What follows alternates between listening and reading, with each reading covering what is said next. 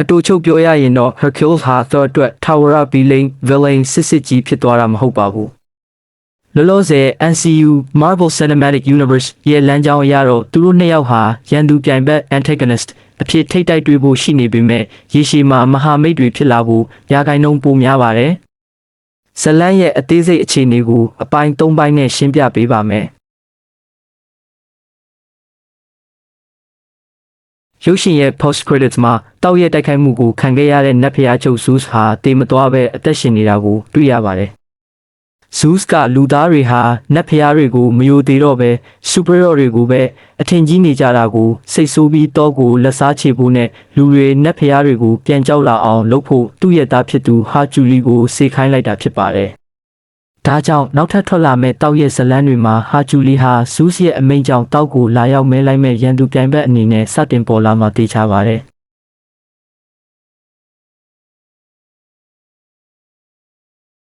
မာဗယ်ရဲ့မူရင်း comic အထဲမှာတော့ Thor နဲ့ဟာဂျူလီရဲ့ဆက်ဆံရေးဟာတကယ်ကိုစိတ်ဝင်စားဖို့ကောင်းပါတယ်။သူတို့နှစ်ယောက်လုံးကခေါင်းမာပြီးခွန်အားကြီးတဲ့နတ်ဖျားတွေဖြစ်ကြတဲ့အတွက်တွေ့တဲ့အခါတိုင်းဘသူကပိုတန်မာလဲဆိုတာကိုသိကျင်လို့ခဏခြားပြိုင်ကြလေးရှိပါတယ်။ဒါပေမဲ့သူတို့ဟာတကယ်ဗီလိန်နဲ့ဟီးရိုးလိုတယောက်ကိုတယောက်မုန်းတီးကြတာမဟုတ်ပါဘူး။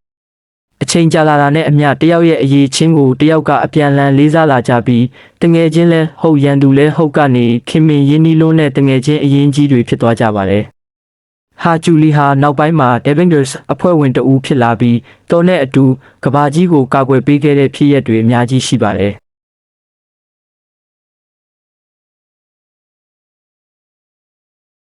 MCU အနေနဲ့ကာတွန်းနောက်ခံအတိုင်းသွားမယ်ဆိုရင်အောက်ပါချက်တွေဖြစ်လာနိုင်ပါတယ်။အစပိုင်းမှာဟာဂျူလီကသူ့အဖေဇူးစ်ရဲ့အမိန့်တိုင်းသူကိုရန်သူလိုသဘောထားပြီးပြင်းပြင်းထန်ထန်တိုက်ခိုက်ပါလိမ့်မယ်။ဒါကလည်းပရိသတ်တွေမြင်ကျင်နေတဲ့စိတ်လှုပ်ရှားစရာနတ်ဖျားချင်းခြားကြမဲ့ပွဲဖြစ်လာမှာပါ။နောက်ပိုင်းမှာဇူးစ်ရဲ့မတရားတဲ့လုပ်ရက်တွေဒါမှမဟုတ်ပိုပြီးအနေရကြီးတဲ့ဗီလိန်အစ်စ်မှန်ပေါ်လာတဲ့အခါဟာဂျူလီဟာလမ်းမှန်ကိုမြင်သွားပါလိမ့်မယ်။နောက်ဆုံးမှာတော့တော်နဲ့ဟာဂျူလီဟာအမုန်းတရားတွေပေးဖယ်ပြီးရင်ဘတ်ချင်းတူတဲ့မဟာမိတ်တငယ်ချင်းကောင်းတွေဖြစ်သွားကြဖို့ရှိပါတယ်။အနှစ်ချုပ်ပြောရရင်ဟာဂျူလီဟာတော်အတွက် Thanos တို့ကိုယ်တကဘော့ချ်တို့လိုလောကကြီးကိုဖျက်ဆီးမဲ့ဗီလိန်စစ်မဟုတ်ပါဘူး။သူကအဖေစကားနားထောင်ပြီးတာမန်ကာရှန်ကရန်လာရှာမဲ့ပြိုင်ဘက်ကောင်း rival တယောက်ဖြစ်နေပဲမြင်တွေ့ရမှာဖြစ်ပြီးရေရှည်မှာတော့ဟီးရိုးချင်းလက်တွဲသွားကြမှာပါ။